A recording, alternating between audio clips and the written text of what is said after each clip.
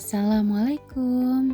Hai Sobat Guru, kembali lagi dengan saya Nisa Apriani dari SMP PGRI Ciberem.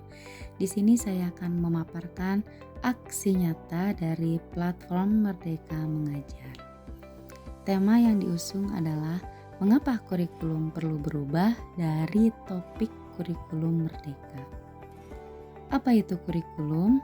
Kurikulum diartikan sebagai seperangkat rencana dan pengaturan mengenai tujuan, isi, dan bahan pelajaran serta cara yang digunakan sebagai pedoman.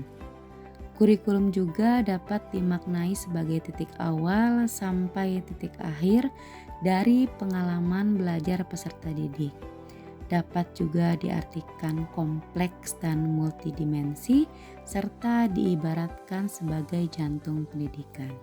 Terdapat komponen kurikulum, diantaranya ada tujuan, konten atau isi, strategi, dan evaluasi.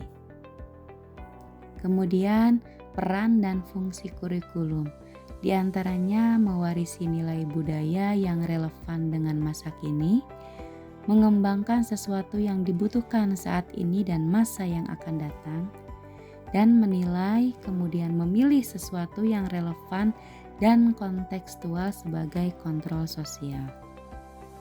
Apakah kurikulum dapat berubah?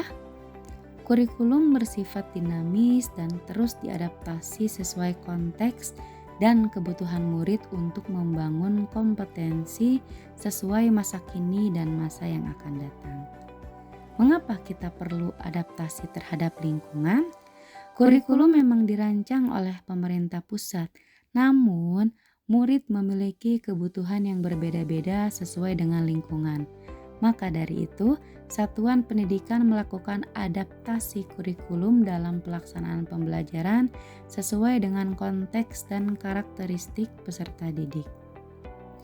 Dulu, mengerjakan tugas secara manual atau mencari referensi jawaban dari buku pelajaran atau buku lain di perpustakaan. Namun sekarang, tidak hanya buku pelajaran atau buku-buku di perpustakaan saja sebagai bahan referensi, melainkan berbagai materi dapat dijangkau dengan mudah melalui internet. Mengapa kurikulum perlu berubah?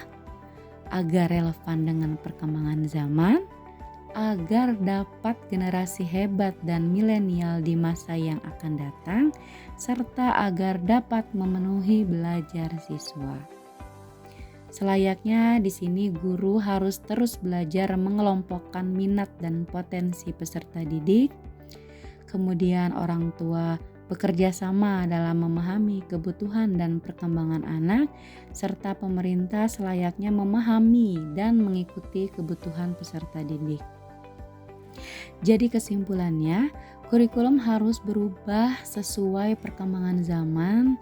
Ilmu, teknologi, informasi berkembang pesat dengan adanya kurikulum pembelajaran yang berpusat pada murid, seperti yang sudah disampaikan oleh Bapak Ki Hajar Dewantara.